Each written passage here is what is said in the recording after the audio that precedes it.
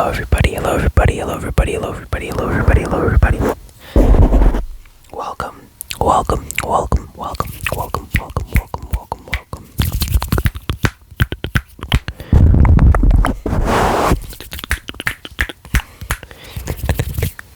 Welcome or welcome back to the channel. And in today's video, we're going to be doing something very special, but first I'd like to give a disclaimer. If I say words weird, it's because I cannot use my nose. I'm sick. And yes, you cannot go through the month of August without getting sick. It's just a fact.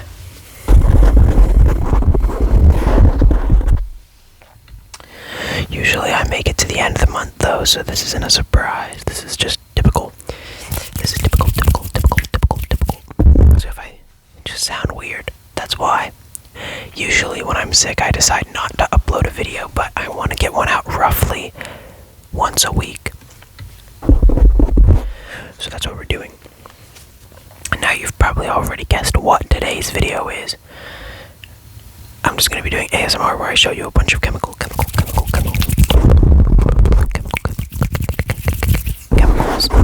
because that's fun.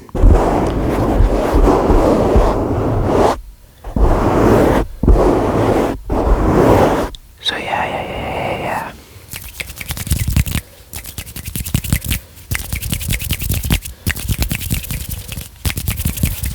Let me just start. This was just the setup for them being, when I was first showing them all. But now we're gonna move them.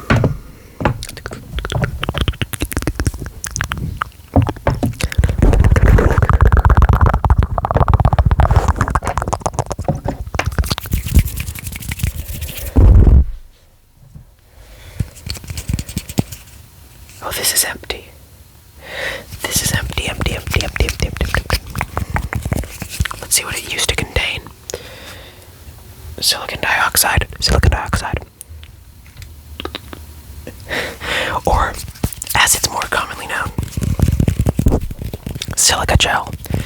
Or, as it's even more commonly known, do not eat packet stuff. The little beads inside of the do not eat packet. Which, by the way, little fun fact for you guys. The stuff inside the do not eat packet is not poisonous or toxic. It does nothing. It's very chemically stable inside of your body, so no toxicity, but it can get stuck inside of you and cause blockages.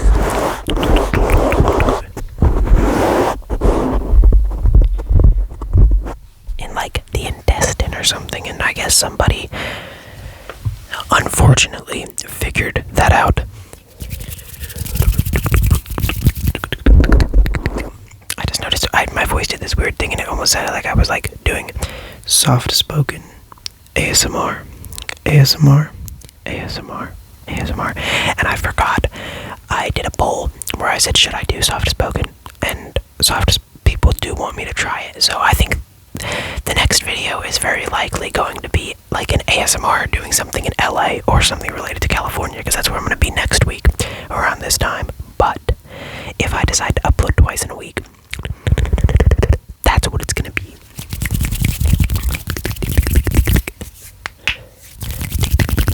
That's what it's going to be. Oh yeah. Okay. So I'm trying to choose what I should start with. And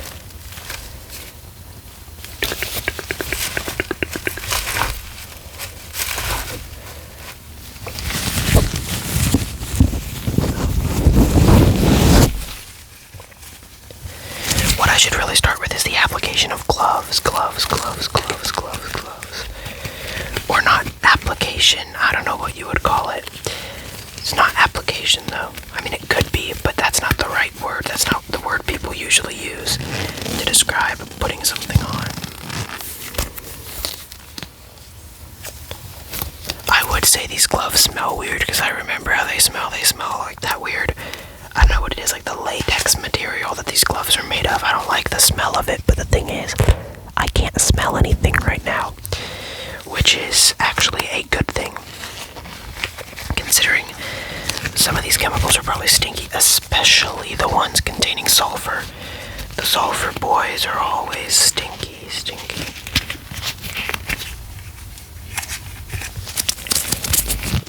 I can't even get my glove on. Okay, there we go. Bro, this is not Sigma.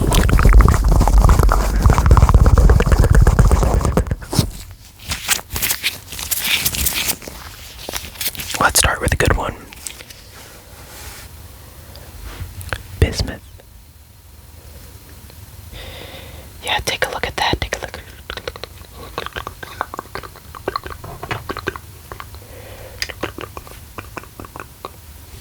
Okay. This little guy is element 83. And he is, by definition, radioactive. Bismuth is the first radioactive element to appear on the periodic table, but it is not radioactive in a way like uranium or anything like that.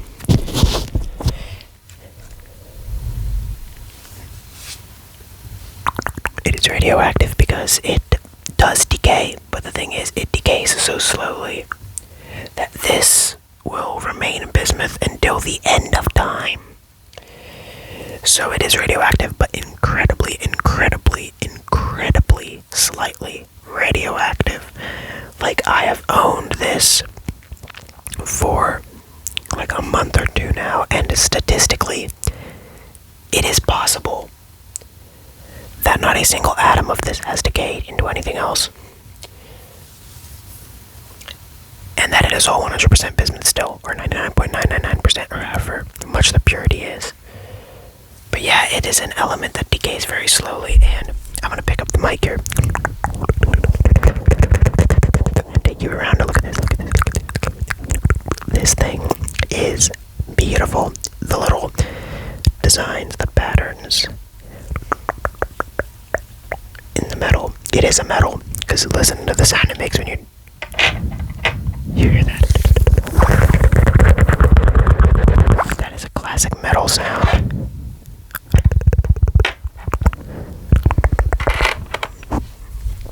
So yeah. Bro, my gloves keep farting.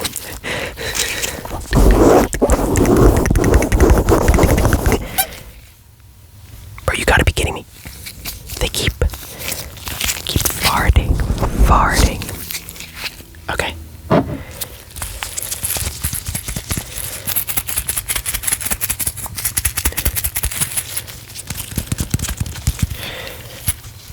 Now this.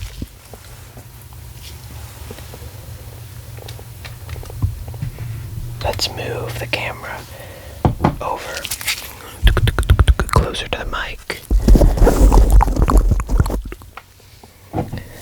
This is one I have always wanted to see. But as you can see, there's a whole litany. I don't know if that's how you use that word, but there's a whole litany of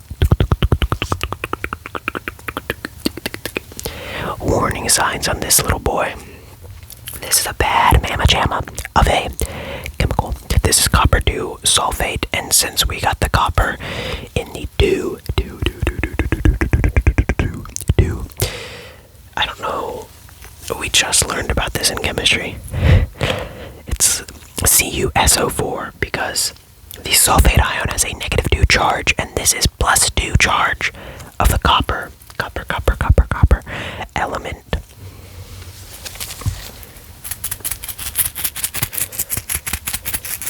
And in case you couldn't tell already, it is a striking blue color. So what we're gonna do is we're gonna open up this cap. And we're actually gonna pour some out into my hand to take a look. Oh yeah.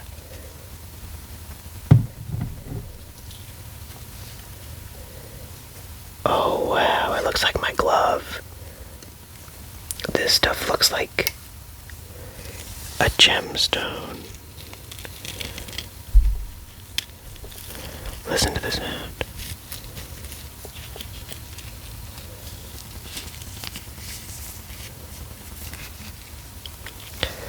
Look at that.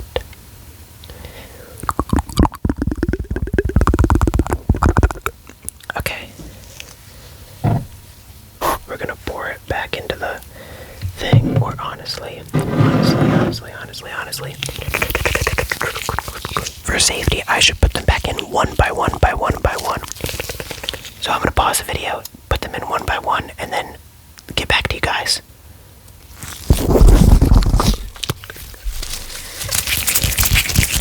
Little did I know, I'm quite bad at pouring things back in. Now there are two pieces of copper 2 sulfate on the floor of my room, which is not an immediate threat to my health. So I'm gonna wait until the end of the video to pick them back up.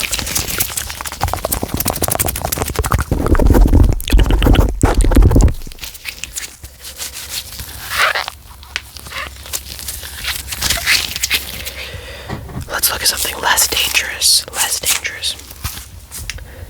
Magnesium sulfate, also known as Epsom salt, or the salt that people put in their baths for it to be all relaxing on the muscles, and you know why that is. Magnesium is the relaxation element when it is put into compounds. Magnesium is used for, like, muscle relaxing, for, you know, the relaxation of the body, to reduce, like, stress, whether that's on the brain or on the muscles. And if you open it, you see it just looks like any old salt. And this is MgSO4, so it's another sulfate.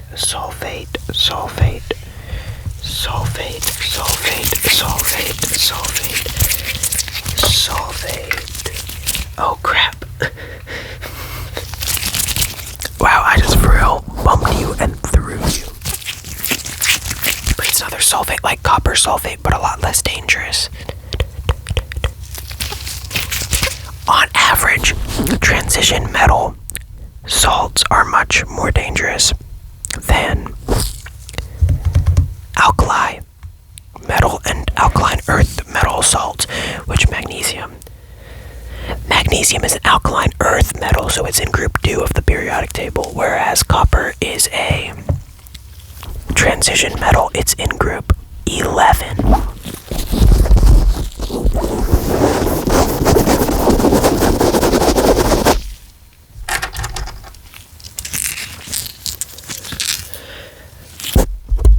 Let's look at some silicon. A very shiny non-metal used in computers. What do we have here? I don't know if you can see it. But what we have here is a gram of silicon of 99.9999. 99.999. You've got to be skibbity kidding. 99.9999% purity. That's 6 nines. So it's 0.999999% purity. And these other chunks, I don't know the purity of them, but they're also silicon chunks. Now this is a shiny metal. Or non-metal. It's technically not a metal, but you get the point. It's shiny. It's element number believe I don't actually know.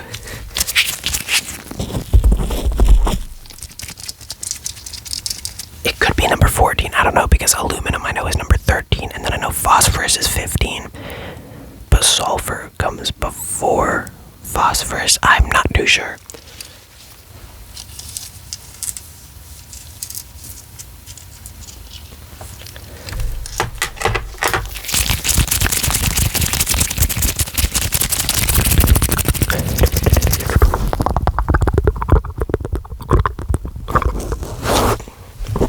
But yeah, that was just some silicon.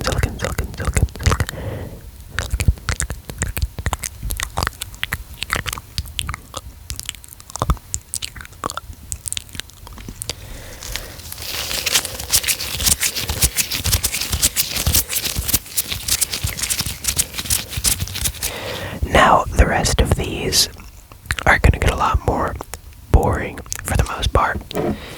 Let's put away the ones we've already used. Well, let's move on to sulfur. They're not going to get boring yet, but after a couple more they are. This is sulfur, another pure element. It is 30 grams of laboratory grade powdered sulfur. So when we open the lid, you look inside and see yellow sulfur.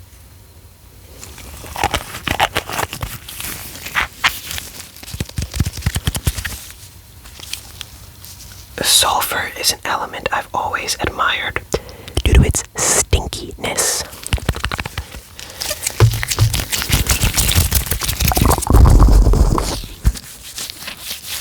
It's stinky, and all its compounds are stinky. And I find that funny. Okay, let's move on to this.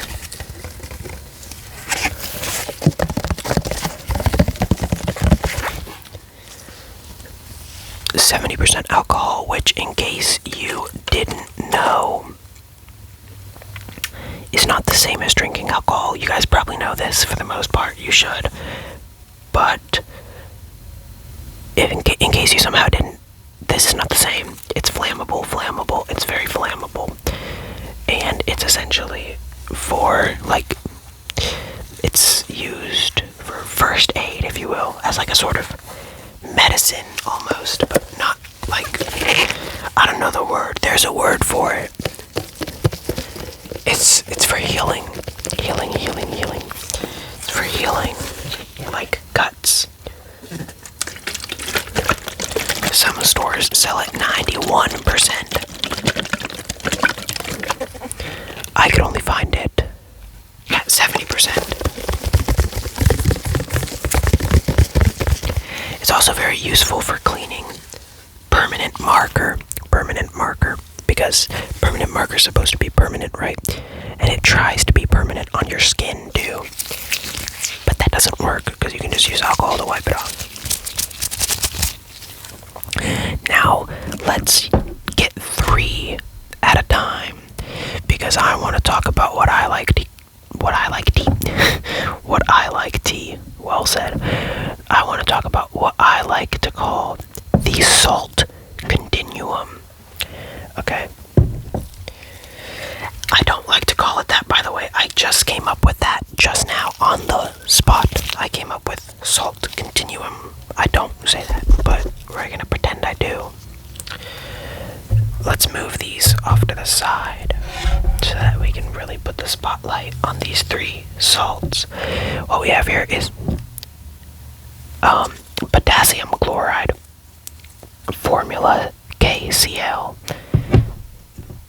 sodium chloride, everyone's favorite, formula NaCl, and sodium bromide. Oh crap, this is sodium bicarbonate. Where is my bromide? Here it is, my bromide. Sodium bromide, NaBr. You see that? So let's talk about how these salts are so closely related. KCl and NaCl share one common feature. They are chlorides. And actually, it's more than just that. It's both alkali metals plus chlorine. So like alkali metal chlorides, alkali chlorides, and this is KCl, so potassium chloride. And potassium sits right underneath sodium on the table. And then they're both combined with chlorine to make very similar salts. But here are some differences. Potassium chloride is not as safe. It's not as safe as sodium chloride, but out of all the salts, potassium chloride is the second safest to eat behind sodium chloride. Sodium chloride is known as table salt. It's everyone's favorite salt, the salt everyone uses, which is why it's surprising that I only have a little bit. But yeah, sodium chloride. If I wanted to, I could eat this right now, but I don't. Normal me would have eaten it, but I'm sick, so I don't want to eat pure salt. This is salt substitute for people who want to limit sodium in their diet, and it is potassium chloride. And let me tell you, it tastes absolutely horrendous. I think I've eaten some potassium chloride on this channel before, and it is not an enjoyable experience. Sodium chloride, beautiful. I love it. McDonald's either puts not enough of this or way too much on the fries, and it makes me so mad. I'm either eating bland fries or I'm eating what essentially tastes like squishy salt. But yeah, that's besides the point. My grievances with McDonald's have nothing to do with chemicals, and so we're going to continue on. Potassium chloride tastes disgusting, but I still have it because it is a chemical, so it does belong in my collection. Last but not least, sodium bromide. When I shake this around, you'll see that it, for some reason, more than any other salt, sodium bromide likes to clump up. But all you have to do to fix that, all you have to do to stop it from clumping,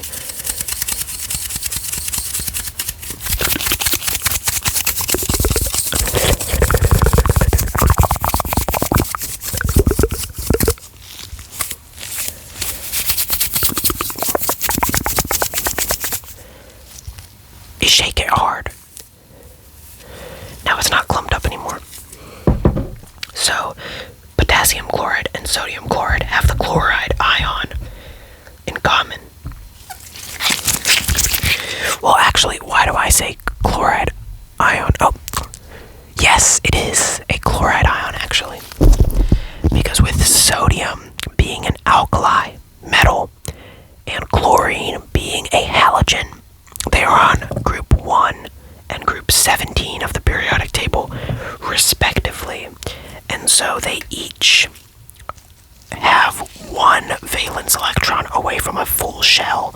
Sodium, on one hand, has one electron in its outermost or valence shell.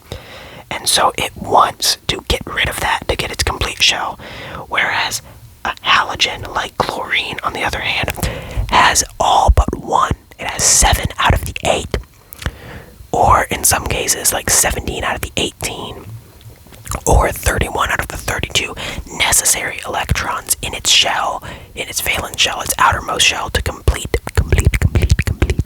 the shell. So it wants desperately to turn to get an extra electron, right? Which is why you see so commonly alkali metals like potassium and sodium combining with halogens like chlorine and bromine to make these salts, and why they're so stable is because alkali metals and halogens love to bond, because that one valence electron in the alkali metal and that missing valence electron in the halogen perfectly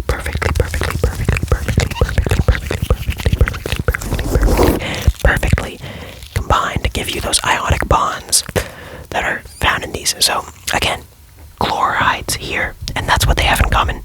Sodium are present in both of these. And let me tell you, I have tasted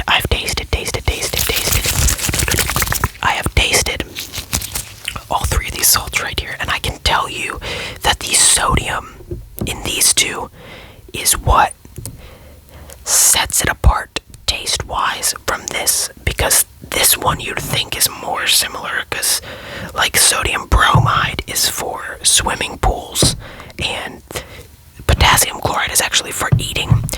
And while sodium bromide is toxic in higher doses, I tasted a tiny, tiny bit. Like a fraction of a gram. I'm fine. But the sodium bromide tasted more like salt than the potassium chloride did. The potassium chloride, as I said, tasted horrible. The sodium bromide, on the other hand, tasted like salt with a faint, like weird metallic aftertaste. So yeah, sodium chloride, obviously the way to go is salt. If you're experimenting, I would much rather eat an egg seasoned with sodium bromide than with potassium chloride. And by the way, before we get done with these three, I'd like to point out, even though you can't see into the potassium chloride like you can the other two, it is just like them. It's just a white powder. So, yeah, it's boring, if you will. And that's what I was trying to say. That's what I meant when I said that the rest of these chemicals are going to be boring. So first off, I'd like to get this out of the way. This is magnesium sulfate, or the Epsom salt, like what I have here. I just had so much of it that I needed 2 containers to store it, so we're not even going to talk about that one. The alcohol. Oh my god. Oh my, oh my, oh my, oh my. What have I done? What have I done? What have I done? What have I done? What have I done? What have I done? What have I done? So this is all that we have left to look at today. Let's look at the iodine tincture.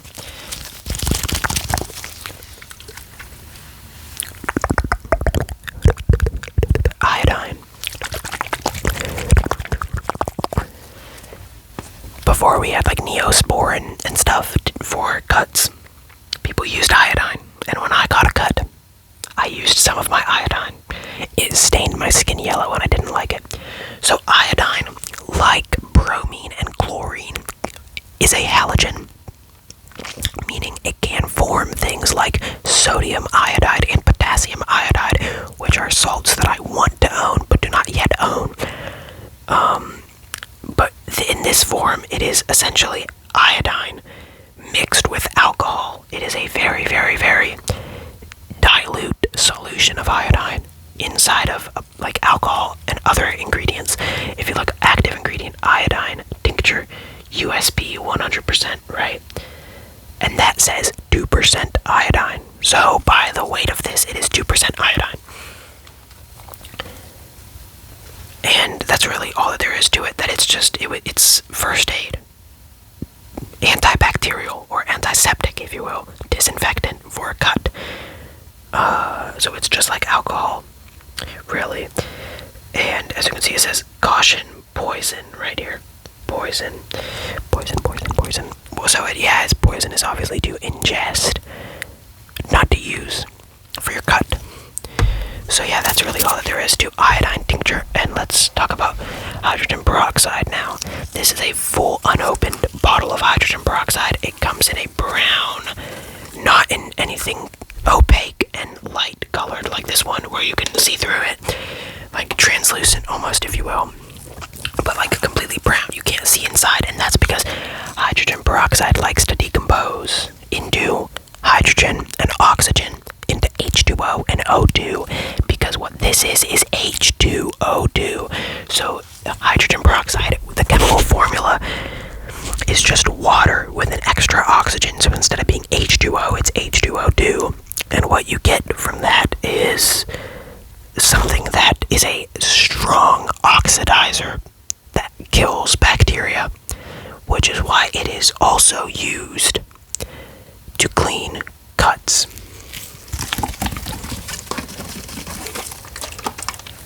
You don't want to shake it too much though, because that will also cause it to decompose into oxygen and water. So yeah, that's really all there is to hydrogen peroxide. And now what we have left is not a lot. These two, C6H10O5, what these are cornstarch. These are cornstarch. So there's really not much to be said about cornstarch. It's essentially a sugar, except it doesn't really taste like a sugar. And I have a lot of it. I just do. It's cornstarch. I really don't know much about cornstarch, so we're just gonna, get those out of the way. All I know is that it's used in food. It is used in food. But here's something that I actually know a lot about. Calcium metal.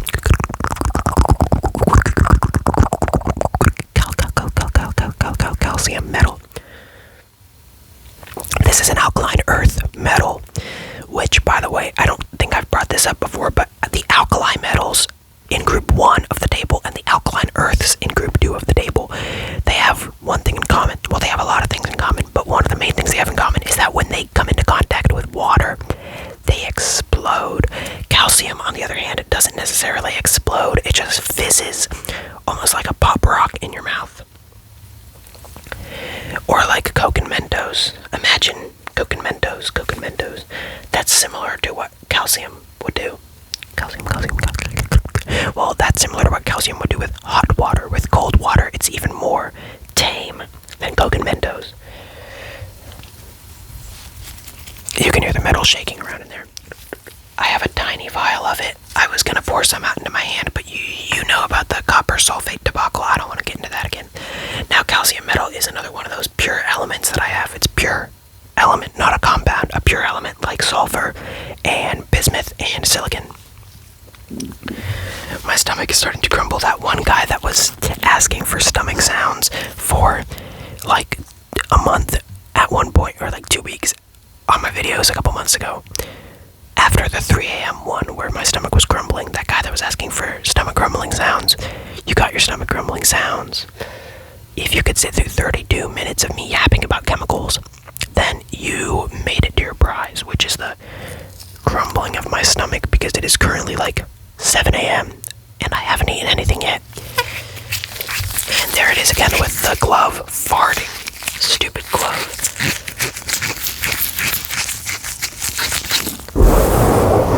Okay, next let's look at sodium polyacrylate. Sodium polyacrylate. This one, there's not much to it, as I said before with some of the others. It's another sodium salt. This is technically a salt. It is not edible though. Which, by the way, in case you couldn't tell, not all salts are edible. In fact, most salts, a vast majority of all salts, are inedible and actually toxic. So, sodium polyacrylate, don't know if it's toxic, don't really want to try, but what this one is it's instant snow. When you add this to water, it makes a goop. It makes snow. It's that stuff that they use to make snow. Because when you put this in water, it like expands and then turns all wet and slimy and goopy. You guys probably know about it. Yeah, it makes snow. It makes fake snow. So yeah, sodium polyacrylate, take a look at that. I'd like to point out that my computer now looks like this because of all the chemicals I've been holding on it. Okay. Ooh, one of the last good ones. Hydrochloric acid, 1M.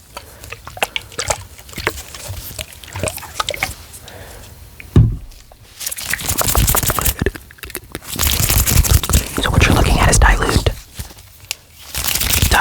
hydrochloric acid, dilute HCl. It's an acid, meaning it has a low pH, a very low pH. And it's dangerous. It can burn skin, but not very much at this like concentration. This is not concentrated hydrochloric acid, it's dilute hydrochloric acid, meaning it works for chemical reactions, but it's not very dangerous. With that being said, it still is dangerous, and I still intend to keep it sealed forever. It's mostly just for my collection. Well, actually, that's not true. I don't intend to keep it sealed forever, because once I get a set of beakers and I'm able to actually do chemistry at home, I'm going to be using it for stuff. Maybe I'm going to make salt out of hydrochloric acid. We'll see. I just clipped you guys. I'm so sorry. Oh, okay. Citric acid, solid citric acid. And what this essentially is another acid, but it's a solid this time, not a liquid, and this is what makes things sour. This is present in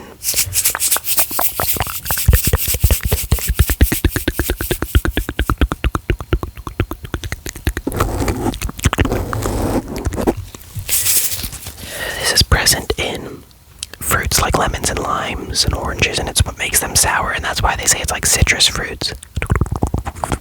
Citric acid, C6H8O7 is citric acid, and one time I actually mixed citric acid with baking soda. I mixed citric acid with baking soda in a solution of water, and then that made sodium citrate, or citrate, I'm going to say citrate, and it made sodium citrate. And that's when I then proceeded to boil off the water, and it gave me solid sodium citrate, which you see right here. So yes, I took citric acid and baking soda. So actually, wait, here. See my citric acid right here? This is sodium bicarbonate, or baking soda. And when I combined these two chemicals in water, you know baking soda, by the way, don't really have to explain it. It's baking soda. It's a base. I combined an acid and a base in what's known as a titration until they were neutralized, and then that's when I got a solution of this chemical in water, and when I boiled off the water, it gave me the chemical.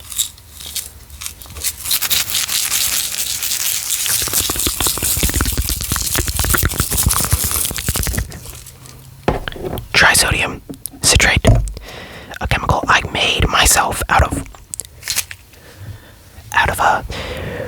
citric acid, baking soda, and water. And speaking of chemicals I made at home, I also made this sodium acetate. Sodium acetate. I don't have the formula for it written down on the thing, but you get it. Sodium acetate and trisodium citrate are the two chemicals that I've made.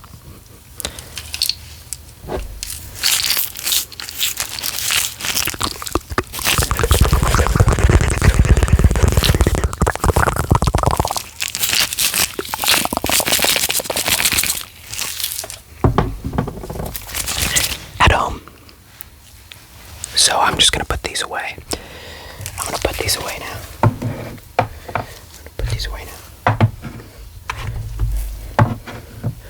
I'm going to put these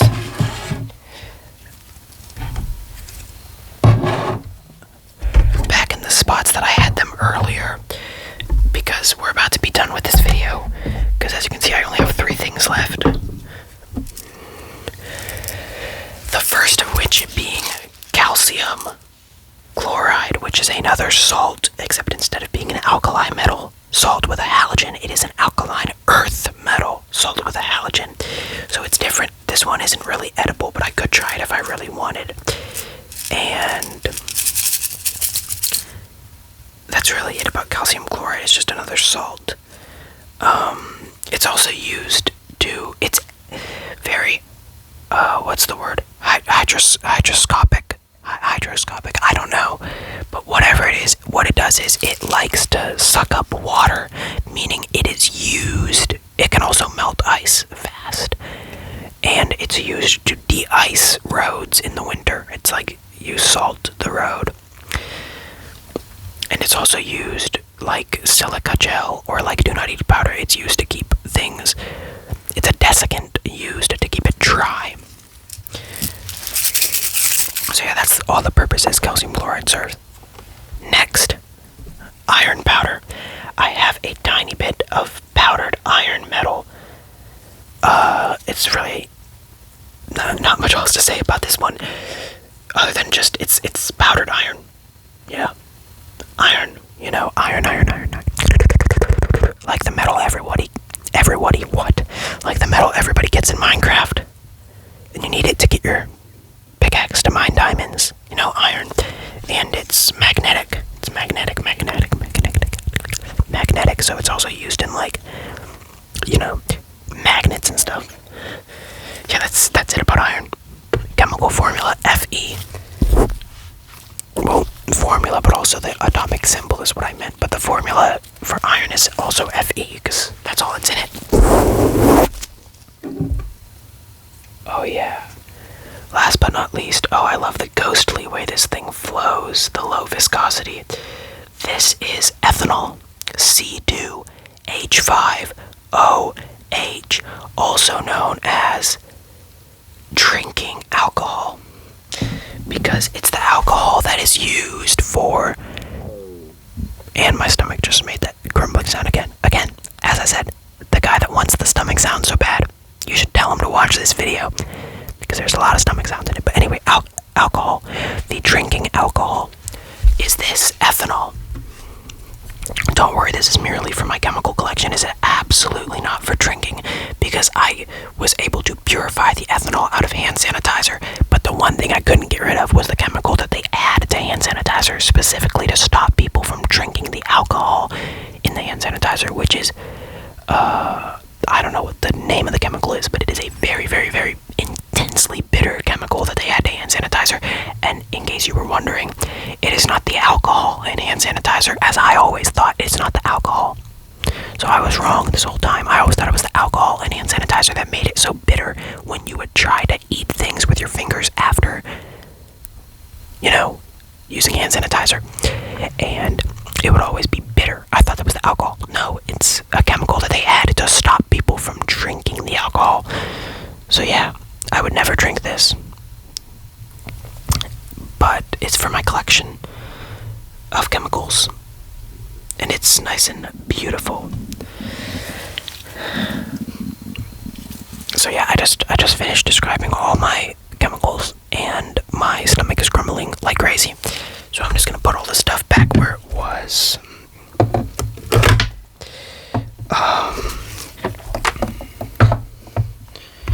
And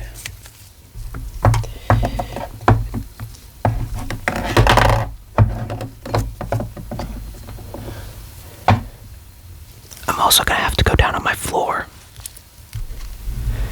and look for the copper sulfate that I dropped.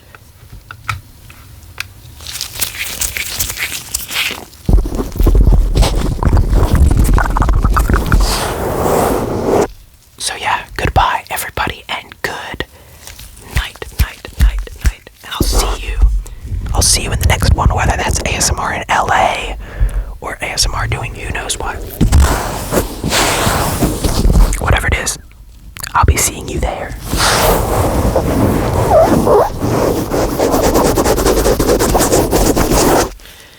And with one last fart from my gloves.